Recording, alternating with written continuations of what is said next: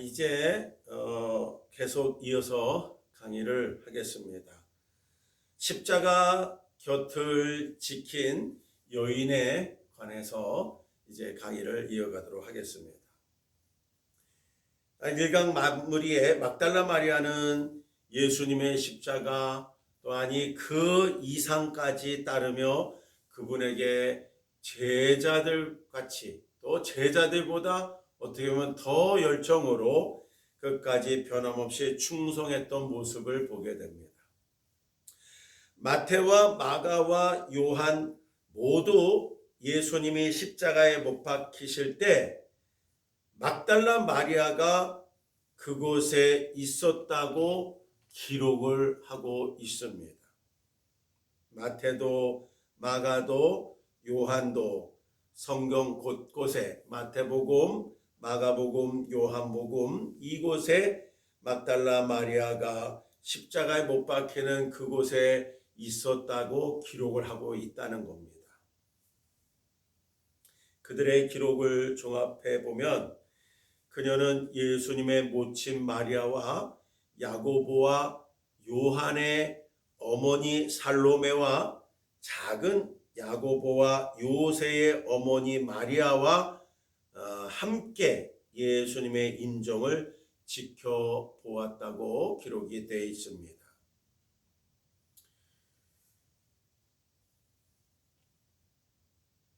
복음서는 사건의 진행을 흥미롭게 보여줍니다.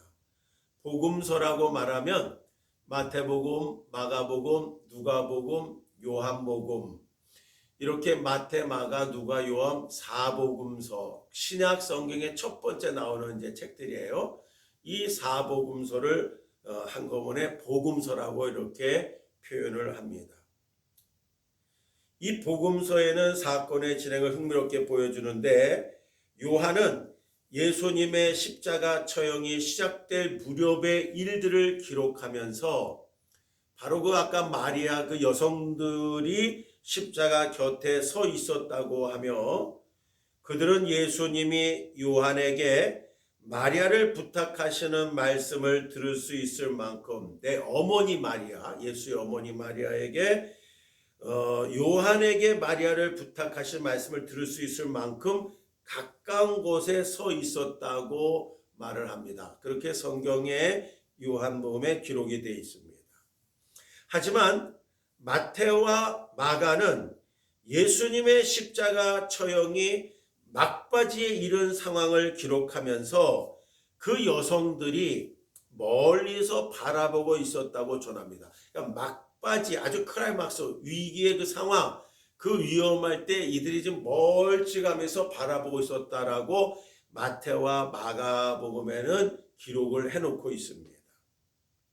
예수님이 십자가에서 죽어가시는 동안 그분을 조롱하던 악한 무리가 그녀들을 제치고 밀고 들어왔던 것입니다. 그러기에 여인들은 상황이 더욱 무섭게 변해가자 본능적으로 몸을 뒤로 뺐을 것이며 더 이상 눈을 뜨고 상황을 지켜볼 수도 또 그렇다고 선뜻 그곳을 떠날 수도 없는 처지였을 것입니다. 그들은 예수님이 운명하실 때까지 그곳에 머물렀습니다. 그저 눈앞의 광경을 바라보면서 기도하고 슬퍼할 수밖에 달리 도리가 없었던 것입니다. 자신들이 사랑하고 의지했던 예수님이 그토록 잔혹하게 죽음을 맞이하는 모습을 보는 것은 감당하기 어려운 불행이었습니다. 그들은 피에 굶주린 군중이 사랑하는 주님의 죽음을 외치는 자리에 가만히 서 있었습니다. 처형장의 열기가 최고조에 달하면서 군중이 미친 듯이 증오심을 드러내는 순간 자칫 그들마저 희생될 위험이 있었습니다. 하지만 그들은 결코 그 자리를 피하지 않았고 예수님이 운명하실 때까지 자리를 뜨지 않았습니다. 그들은 마지막까지 예수님의 곁에 머물렀습니다. 예수님을 향한 그들의 충성심과 사랑은 그토록 대단했습니다. 예수님을 향한 막달라 마리아의 사랑은 그 누구에게도 뒤지지 않았습니다. 그녀는 예수님의 장례와 절차와 그분의 묻히신 장소를 똑바로 지켜보았기 때문입니다.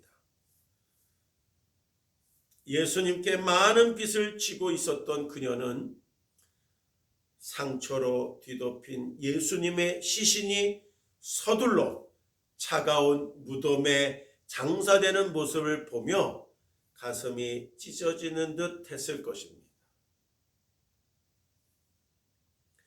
그녀는 예수님의 시신을 잘 씻기고 제대로 기름을 발라드려야겠다고 결심을 했으며, 그녀와 다른 마리아는 안식일이 시작되기 전에 나름대로 장례용품을 준비하기 시작을 했습니다.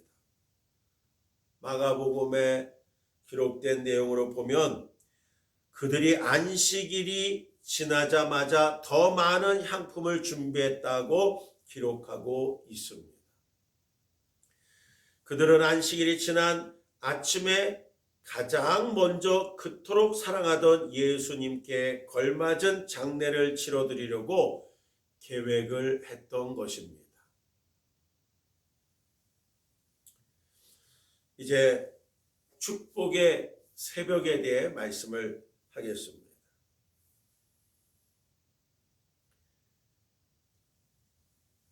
부활의 아침, 부활의 새벽을 의미하겠죠. 막달라 마리아는 다른 제자들보다 예수님의 십자가 곁에 더 오래 머물렀습니다. 그녀는 또한 안식일이 지난 첫날 새벽에 가장 먼저 예수님의 무덤으로 달려갔던 것입니다. 예수님의 죽음을 대하는 그녀의 태도에서 헌신적인 믿음이 절실히 드러납니다. 그녀의 헌신은 바야흐로 상상을 초월한 축복으로 이어질 예정이었습니다. 막달라 마리아의 마음속에 부활에 대한 생각은 전혀 없었습니다. 상상도 못할 일들이죠. 그녀는 예수님이 처형장으로 가시는 도중에 심하게 얻어맞는 광경을 곁에서 지켜보았습니다. 그분이 생명을 잃어가는 모습을 직접 목격했고, 그분의 시신이 적절한 절차도 밟지 못한 채 황급히 기름이 칠해지고 세마포로 감겨 무덤에 홀로 안치된 상황을 다 목격을 했습니다. 막달라 마리아의 마음속에는 니고데모와 요셉이 서둘러 아무렇게나 예수님의 장례를 치른 것을 올바로 처리해야겠다는 일념밖에 없었습니다. 그녀는 무덤에 가서 너무나도 큰 빚을 진 주님께 마지막으로 사랑을 표현할 생각뿐이었습니다. 부활, 이 놀라운 기적, 아무도 생각지 못했고 믿지 못한 사실이었습니다. 마가복음과 누가복음에 의하면 여자들이 무덤을 들여다 보았을 때 안이 비어 있었다고 진술하고 있습니다. 빈 무덤이 이미 됐다는 것이죠. 처음에 마리아는 누군가가 예수님의 시신을 훔쳐갔다고 추측한 것 같습니다. 예수님의 시신이 무덤에 나니까 안 보니까 누가 가져갔다, 훔쳐갔다, 이렇게 추측을 했다는 것이죠. 그녀는 즉시 도움을 요청하기 위해 무덤에서 나와서 오던 길을 되돌아 달려갔습니다. 그리고 오래지 않아 그녀는 무덤을 향해 달려오는 베드로와 요한과 마주치게 되는 겁니다. 그녀는 숨을 헐떡이며 무덤이 비었다고 베드로와 요한인 제자들에게 말을 합니다. 수제자들이었던 그들은 그 사실을 직접 우리가 확인해 봐야 되겠다 해서 서둘러 달려갑니다. 요한은 자신이 베드로보다 먼저 달려갔다고 기록했지만 그는 무덤 입구에서 발길을 멈춘 채 안을 들여다보았고 그 순간 베드로가 먼저 무덤 안으로 뛰어들어갔습니다. 베드로는 텅 빈 무덤 안에서 수의와 수건이 접힌 채 놓여 있는 것을 발견했습니다. 곧이어 요한도 무덤 안으로 들어왔습니다. 먼저 무덤으로 달려왔던 요한이 안에 들어가지 못하고 겉에서 바라보고 있었던 것은 너무 놀랍고 무서웠던 것이죠. 베드로는 좀 성격이 좀 급하고 좀 남자다운 성격이 있거든요. 그러니까 그냥 망설이지 않고 무덤 속으로 홀짝 뛰어 들어갔던 것이죠. 요한도 곧이어 무덤 안으로 들어와서 그는 막달라 마리아의 말대로 수의만 남긴 채 무덤이 비어있는 것을 둘 다 확인을 합니다. 그와 베드로는 즉시 무덤을 떠났고 이 무렵에 다른 여자들이 직접 빈 무덤을 확인 후에 다시 왔었다고 성경에는 이렇게 기록이 되어 있습니다. 그러는 동안 막달라 마리아는 누가 예수님의 시신을 훔쳐갔는지를 생각하면서 깊은 슬픔에 잠긴 채로 무덤 밖에 홀로 남아서 몸을 구부려 무덤 안을 들여다보았습니다. 바로 그때 무덤 안에 두 천사가 나타났습니다. 마태와 마가와 누가는 일부러 세세한 내용을 전하지 않고 간단히 요약하고 있습니다. 그들의 기록은 당시의 일을 각각 다른 각도에서 바라보고 있지만 서로 조화를 이루고 있습니다. 이 사복음서에 기록된 내용들이 한 공간 안에서 같은 시대에 같은 제자들이 본 것을 표현한 것이기 때문에 각자 다른 시각이 있었다는 것이죠. 그럼에도 불구하고 성경을 한걸 보면 조화를 이루고 있다는 것입니다. 그래서 성경은 사람이 개인 생각을 쓰지 않고 수많은 사람, 직업이 다르고 나이가 다르고 시대가 다르고 환경이 다르더라도 일관성이 있다는 것은 성령 안에서 한 성령이 하나님이 모든 말씀을 주관해가며 감동으로 기록되어 있다는 것을 증명하고 있죠.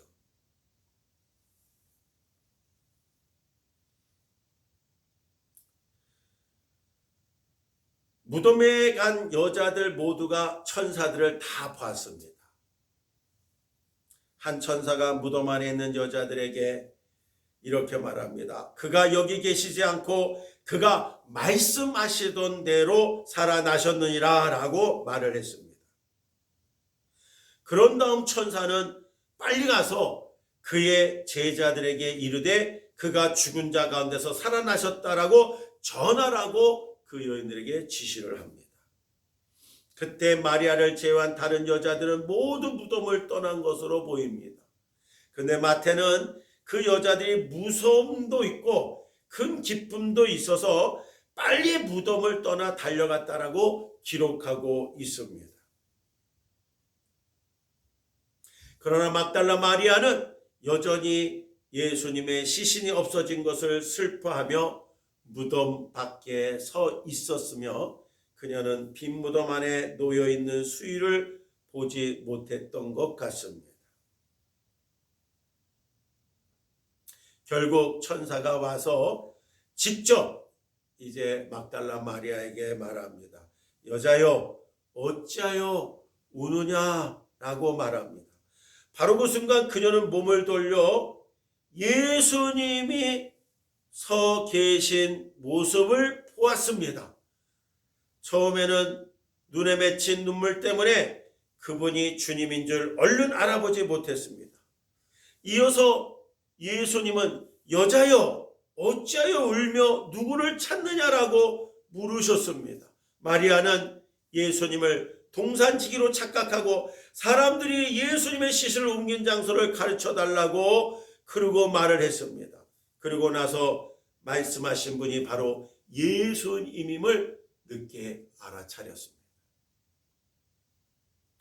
예수님은 막달라 마리아에게 부활 후 최초로 그분의 모습을 보고 말씀을 듣는 특별한 영예를 부여하셨습니다.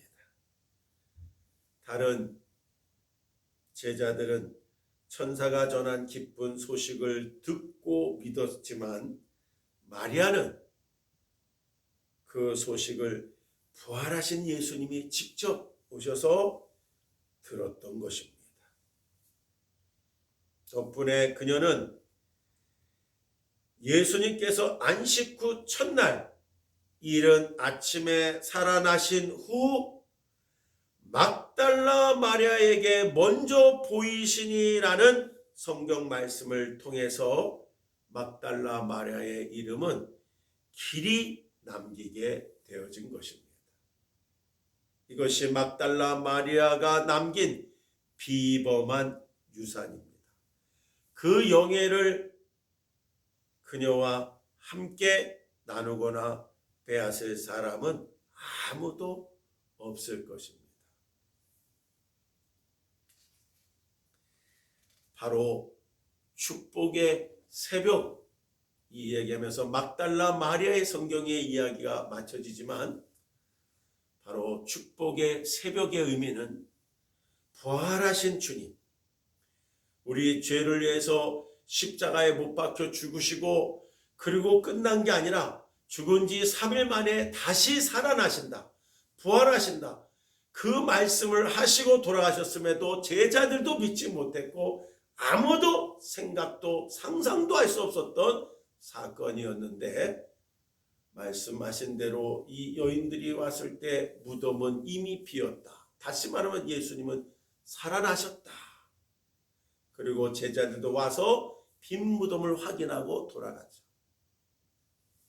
그러나 막달라 마리아는 너무나 슬픈 나머지 계속 그 빈 무덤가에 있다가 부활하신 예수님이 직접 대면하고 여자여 어떻게 우느냐 말을 건네면서 예수님의 부활하신 첫 목격자가 그 천사들의 말을 들어서 아는 게 아니라 부활한 주님을 직접 만나게 되는 이 놀라운 영예, 이 축복의 새벽 의미가 바로 여기에 있는데 이 영예를 막달라 마리아가 얻게 됐다는 겁니다. 오늘 사랑하는 우리 하고 여러분들도 우리의 삶이 어떠한 환경, 어떠한 여건 속에서 살아갈 때 때로는 힘들고 피곤하고 고달프고 어렵고 또 여러 가지 환경적 요인은 다 다를 수 있습니다. 또 그것 때문에 우리의 삶이 행복하다, 불행하다 말할 수도 있습니다.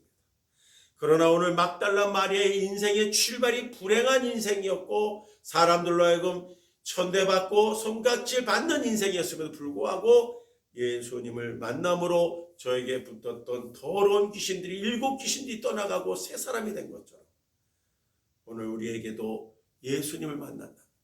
놀라운 새로운 변화와 그 은혜가 우리에게 펼쳐질 것이고 우리도 지금 부활하신 주님과 함께 그 주님을 만난 날을 기다리면서 우리는 영원한 소망을 바라보게 될 줄 믿습니다.